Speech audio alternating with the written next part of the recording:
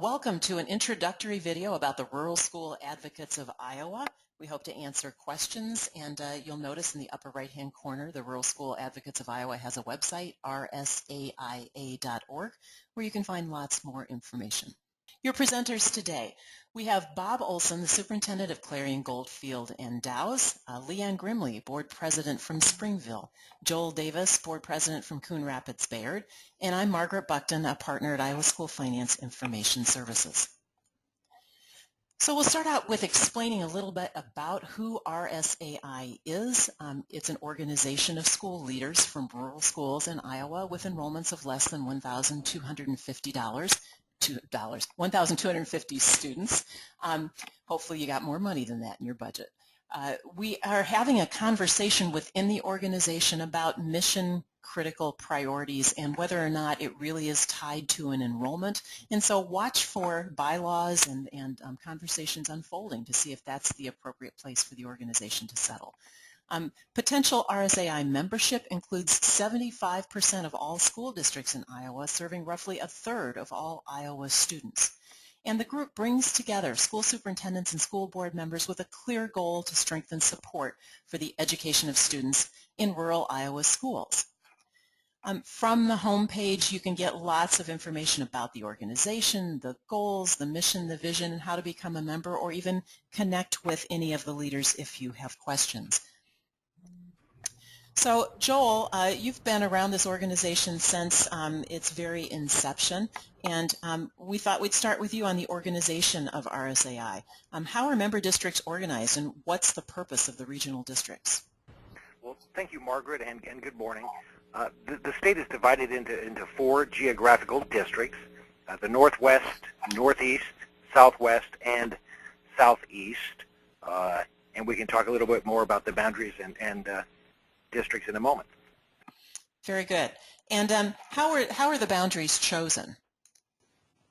Well, as you can see from the map, which we'll bring up on the following page, we chose I-35 to divide east from west and Highway 30 north from south. The thinking was that geographically as well as in terms of distribution of school districts, they all contain roughly the same number of school districts. Well, so very good. So how does RSAI ensure geographic representation on the leadership group? Well, first, the purpose of RSAI districts is twofold, to provide both the leadership of the organization and to include each district in highly participatory, round-table discussions of issues of concern to rural schools in Iowa. RSAI districts begin the discussions which will result in the organization's annual legislative priorities. In terms of the leadership, each RSAI district elects a district representative from among its school district board members and superintendents to serve a 3-year term to the leadership, or some might call it the executive committee. Districts are to meet at least annually in July. Terms between districts are staggered. In addition to electing its representatives to the leadership group, RSAI districts also select a representative to serve on the legislative committee for a 1-year term. Legislative representatives organize and consolidate the priorities that come out of the RSAI district meetings for presentation at the annual meeting. Legislative representatives also organize and consolidate any amendments to the organization's bylaws that come from the district meetings. The legislative group is to meet in August. Finally, at the annual meeting held in September of each year, the legislative priorities and any organizational amendments are presented by the legislative group to be discussed and decided upon by the membership as a whole. In addition to selecting the legislative priorities, the at-large members of the leadership and legislative group are elected. The at-large members serve as liaisons between the leadership group and the legislative group. They are chosen from the membership as a whole and are not tied to a specific RSAI district. Their terms are also staggered 3-year terms. Basically, our organizational structure is based upon school district board member and superintendent participation from the highly interactive roundtable discussions at the district level all the way to the annual meeting where legislative priorities are selected. Thanks, Joel, and hopefully this is we're recording this on the Monday of the last week of April, and the legislature is still in session. They're supposed to be done in the next couple of days, so part of that district meeting too is likely to be a really good conversation about what things happened in the last legislative session, and then what issues need to be addressed to meet the needs of the folks in attendance there. So it really anticipates being a grassroots organization with lots of participation. You'll also notice here on the slide that we've got in front of you that we have 2 legislative committee representative seats that will need to be filled both from the Northeast and the Northwest regions. So if there are folks listening today or interested in that, you'll find out later contact information. Certainly let people know, and we'd love to talk to you about it. So next we're going to talk a little bit about the mission and vision of the Rural School Advocates of Iowa. So Leanne, why don't we start with you in this area? What is the mission of RSAI? We exist to advocate for students in rural schools to make sure that they have a fair, equal, and quality education. And we came at that mission through a really interesting and involved process of talking about who is important, what we exist for, and why an organization like ours needs to be. And the consensus really was that we exist for the students, and that needs to be our continual mission. Well, that sounds good, but what actions are described in the vision that show what RSAI intends to do to deliver a great education for students in rural school districts? So it says on there, member schools will collaborate to promote legislation that strengthens rural education for students by educating others about the value of rural education to the state's economy and the future of Iowa as an educational leader in the nation and the world. So let's talk about that one for just a minute, Leanne. Why do you think that we need to educate others about the value of rural education? There are other groups that exist that do a great job of promoting and talking about issues that are unique to, for example, urban schools. But collectively, small schools and rural schools have not had that kind of opportunity or that organization where we can talk about the value of what we are without sounding like we are in competition with or somehow trying to downgrade other size schools. And really, it's just about saying that one of the great things about Iowa is that we've got great choices, and one of them happens to be rural schools where students get a great quality education. And we want, especially our rural legislators and our own constituents, to know how important our schools are. Excellent. The second thing on the list is building capacity and understanding of other groups with similar interests on legislative and educational issues to build a stronger voice. I remember the leadership group talking about not just education organizations, but others, whether that's the Farm Bureau or a local Main Street Chamber of Commerce in a county that doesn't necessarily have one of the largest cities in it. The third is securing adequate resources, academic and financial, to provide first-class educational opportunities for rural students. I'm going to ask you one more question about that one too, Leanne, because I know that resources are an issue for all schools, but is that felt uniquely in a rural school district? Well, absolutely. We have challenges that other school districts may experience, but not on the same scale, and helping connect legislators with what exactly those challenges are and good ways of addressing them is a very important thing that we can help really all school districts in the state with, but especially rural school districts. You bet. And the fourth thing on the list is maintaining local control through the flexibility and authority of locally elected school boards. And I know the entire leadership group and the folks at the annual meeting felt it was really important to have a strong statement about who makes the best decisions for our students, regardless of the size of the school district. If you want to find out more, on the website there's a whole page dedicated to why RSAI is a valuable organization and why folks should consider joining it. Is there something in particular on this page that you wanted to highlight, Leanne? I think it's that rural schools really need a coordinated voice to address the needs of our students. And we just, probably because of situations. We don't have PR people, we don't have media relations people working for us, so our specific concerns and issues are not being heard clearly enough or loudly enough. So that alone is a reason for our group to exist. Thanks, Leanne. So to sum it up, what are the things that RSAI is committed to do? Advocating on behalf of rural students. Clearly, as an advocacy organization, that's one of the most important things that this group can do together. And with that comes all the supports that you need so that you become the advocates for the legislation that you support, that you feel empowered to talk to your legislators and your community folks about the issues of both opportunity and stability for students in rural schools, that you can recruit others, both individuals and organizations, to advocate with a common purpose. And as Leanne said, telling the stories of school success for students from rural schools. So, Bob, we're going to turn to you next and talk a little bit about the specific advocacy voice. Does Iowa need a specific advocacy voice for rural schools, in your opinion? Yes, a number of superintendents and board members in rural school districts, not only in Iowa, but also other states, believe so.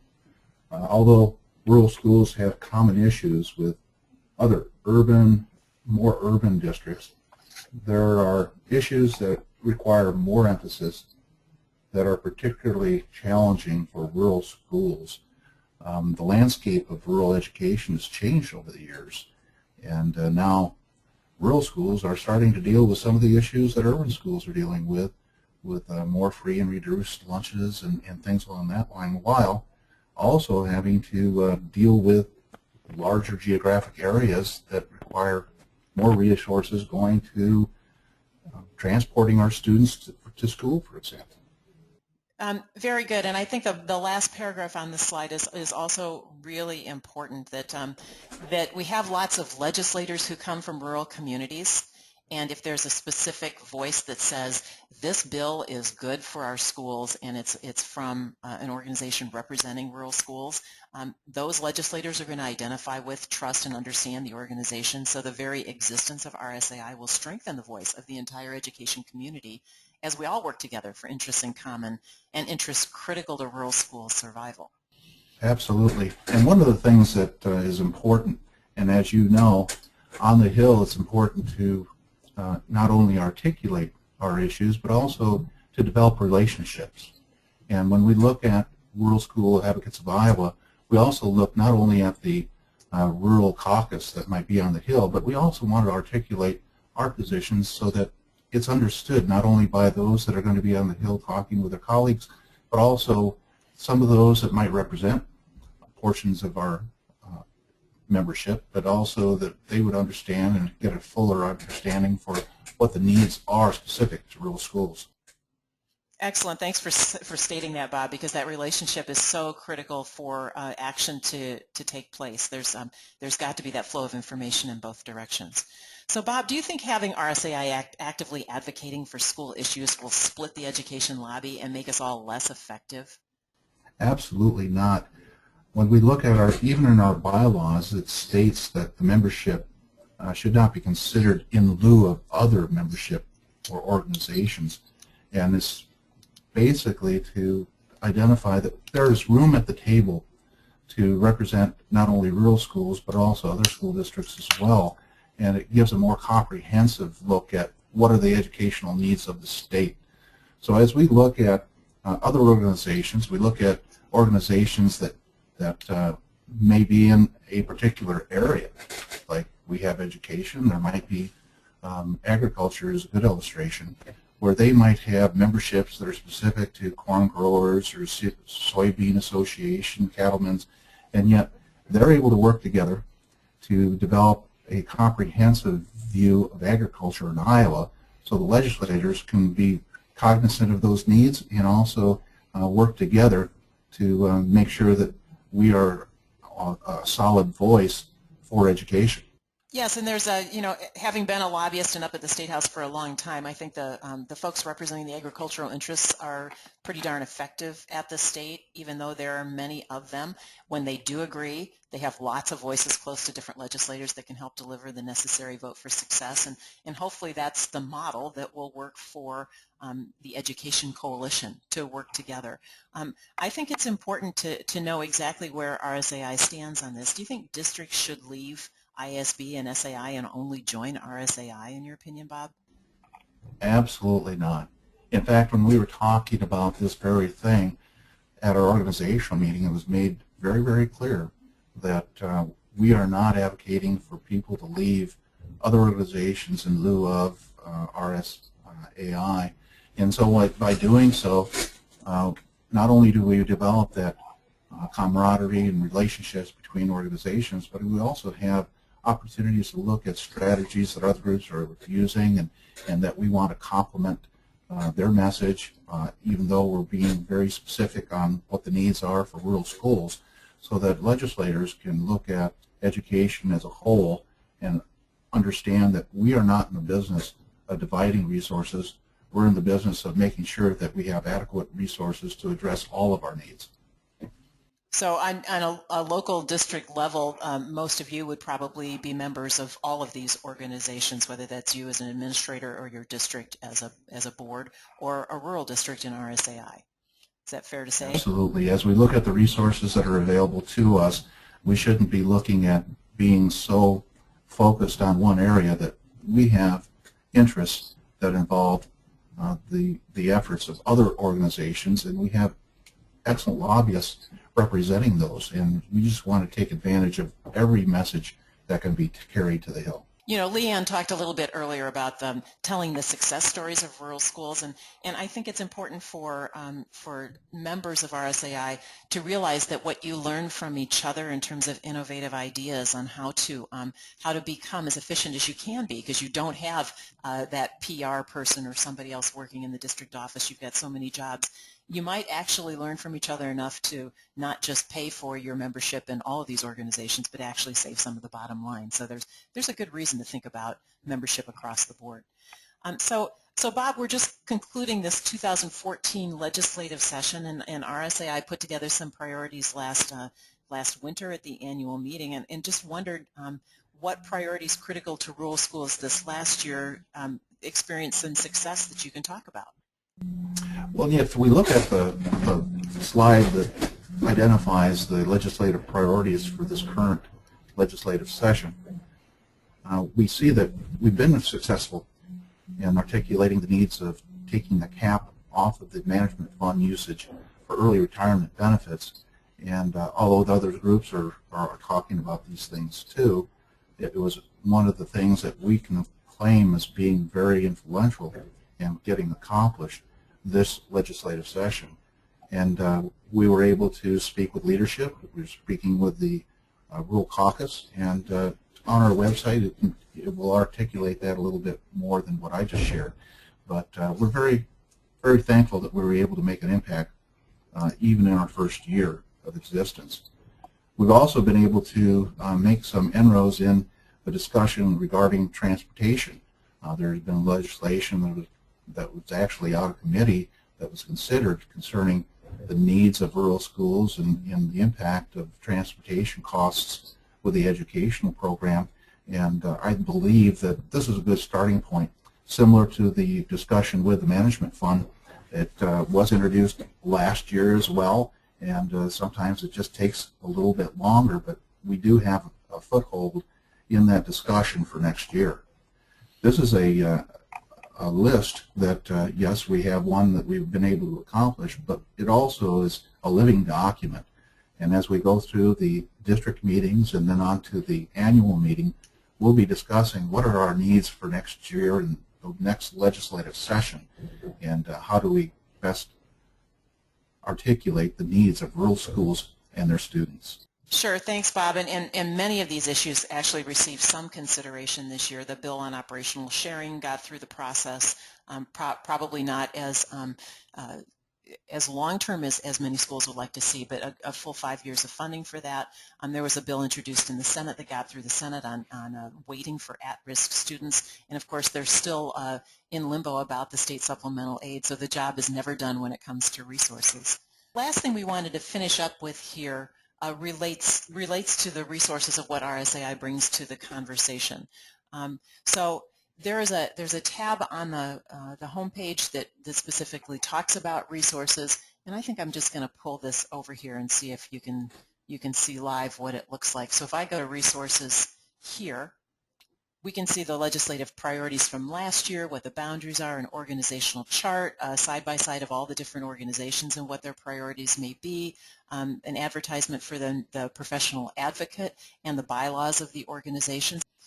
And then under the new section, also wanted to highlight what Bob was talking about. There's the story of Senate File 220 early retirement incentives. And you can go in there and see the specific actions of members of RSAI who sat down and had meetings with critical leaders from the Ways and Means Committee and the Education Committee and got the bill working through the process so it could eventually get to the governor's desk. And thankfully he signed it. So everybody's grateful for that action. The other thing, too, that RSAI has enlisted the assistance of ISPIS, so that's why you have me on this PowerPoint today with the presentation. And, of course, you all know Larry Sigel in terms of data analysis, organizational work, membership and legislative analysis regarding development of the RSAI priorities. And there's also on that resource tab that we showed you before a weekly legislative update that explains what's happening at the Capitol with issues that are of importance to members. The website is being maintained. There's a brochure of the legislative priorities there on the website too. And then dues paid by member districts this spring are anticipated to fund ongoing longer-term expenses, including a contract with a lobbyist to strategize and organize the work at the State House. So that will commence after sufficient membership has committed to participate. The first dues payment actually covers through December 31st of 2015. So if you want to email any of the leaders you heard today or maybe somebody else from your area, you can see their contact information on the slide here. It's under the Contact Us part of the Rural School Advocates of Iowa. And there's a contact form, too, with a particular message, whether you want more information. I know the folks on the line today and other leaders of the organization would be happy to come talk to your board if they have questions about the organization. Sometimes we can do that virtually, and sometimes that can be done in person. So whatever you need to have the conversation locally. As we sum it up, there's the website for contacts. Thank you to Bob, Joel, and Leanne for getting the organization going, talking about the importance of students in this conversation, and looking forward to how the organization builds the capacity to advocate for those great opportunities for students in rural Iowa schools. Thanks much. You know how to reach us. We look forward to hearing from you. Take care.